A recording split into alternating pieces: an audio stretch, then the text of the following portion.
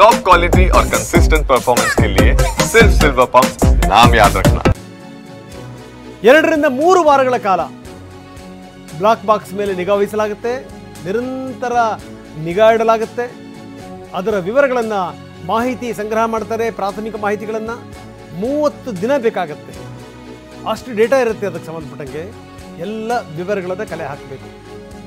ಇನ್ನು ಫೈನಲ್ ರಿಪೋರ್ಟಿಗೆ 1 ವರ್ಷ ಬೇಕಾಗುತ್ತೆ ಅಂತ ಯಾರೋ ಅಷ್ಟರ ತನಕ ಕಾಯಲ್ಲ. ಅಷ್ಟೊತ್ತಿಗೆ ಮರ್ತೇ ಹೋಗಿರುತ್ತೆ ಬಿಡಿ, ಪ್ರಶ್ನೆ ಬೇರೆ, ಮರ್ತೇ ಹೋಗಿರುತ್ತೆ. ವಿಮಾನದ ಬ್ಲಾಕ್ ಬಾಕ್ಸ್ ಪತ್ತೆಯಾಗಿರುವಂಥದ್ದು, ಆ ಬ್ಲಾಕ್ ಬಾಕ್ಸ್ನ ದೃಶ್ಯಗಳನ್ನು ಕೂಡ ನಾವು ನಿಮಗೆ ತೋರಿಸ್ತಾ ಇದ್ದೀವಿ. 241 ಪ್ರಯಾಣಿಕರು, ಜೊತೆಗೆ 33 ಜನ ಪಾಪದವರು, ಹೊರಗಡೆಯವರು. ಕನಸು ಮನಸ್ಸಲ್ಲೂ ಕೂಡ ಅಂದ್ಕೊಂಡಿರಲಿಲ್ಲ ಅವರು ಈ ರೀತಿ ವಿಧಿ ಬಂದು ನಮಗೆ ಅಪ್ಪಳಿಸುತ್ತೆ ಅಂತ.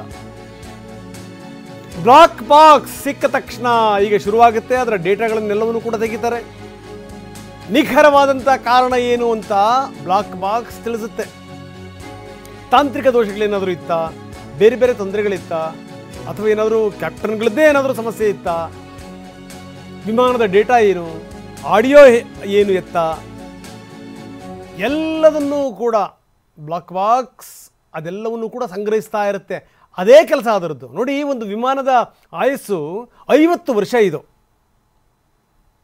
ಈ ಲೈಫ್ ಲೈನ್, ಈ ವಿಮಾನದ ಆಯಸ್ಸು ಇದೆಯಲ್ಲ 50 ವರ್ಷ. 10 ವರ್ಷ ಆಗಿದೆ ಇದಕ್ಕೆ, ಬರೀ 10 ವರ್ಷ. ಎಲ್ಲೂ ಕೂಡ ಈ ರೀತಿ ವಿಮಾನ ಬಿದ್ದಿಲ್ಲ, ಭಾರತದಲ್ಲಿ ಮಾತ್ರ ಆಗಿದೆ. ಕಾರಣ ಏನು, ಏನಿರಬಹುದು ಇದಕ್ಕೆ ಕಾರಣ? ಆ ಕಾರಣಗಳನ್ನು ಒಂದೊಂದಾಗಿ ಕೆದಕ್ತಾರೆ. ಡ್ರೀಮ್ ಲೈನ್ ವಿಮಾನ ಏನಿದೆ ಅದು ಬೋಯಿಂಗ್ನ ಹೆಮ್ಮೆ. ಅದು ಬೋಯಿಂಗ್ನ ಹೆಮ್ಮೆ. ನಾನು ನಿನ್ನೆ ಹೇಳ್ತಾ ಇದ್ದೆ, 2,000 ಕೋಟಿ ರೂಪಾಯಿಗೆ ಒಂದು ವಿಮಾನ ಅಂದ್ಕೊಳ್ಳೋಕೆ ಸಾಧ್ಯನಾ? 2,000 ಕೋಟಿ ಎಷ್ಟು ಸೊನ್ನೆಗಳು ಬರುತ್ತೆ 2ರ ಮುಂದೆ ಅಂತ ಎಣಿಸ್ಬೇಕು ನಾವುಗಳು ಕೂತ್ಕೊಂಡು. ಅಂಥ 1000 ವಿಮಾನಗಳ ಆರ್ಡರ್ ಸಿಕ್ಕಿದೆ ಈ ಸಂಸ್ಥೆಗೆ. ಈಗ ನೋಡಿ, ಜನ ತಗೊಳ್ಳೋಕ್ಕೆ ಯೋಚನೆ ಮಾಡ್ತಾರೆ.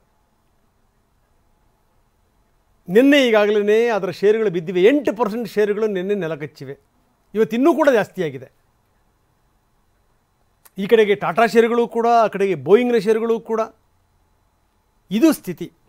ಜನರಿಗೆ ಒಂದು ಸರಿ ನಂಬಿಕೆ ಏನಾದರೂ ಕಳ್ಕೊಂಡ್ಬಿಟ್ರೆ ಬಹಳ ಕಷ್ಟ ಮತ್ತು ಆ ನಂಬಿಕೆ ತರಿಸೋದು.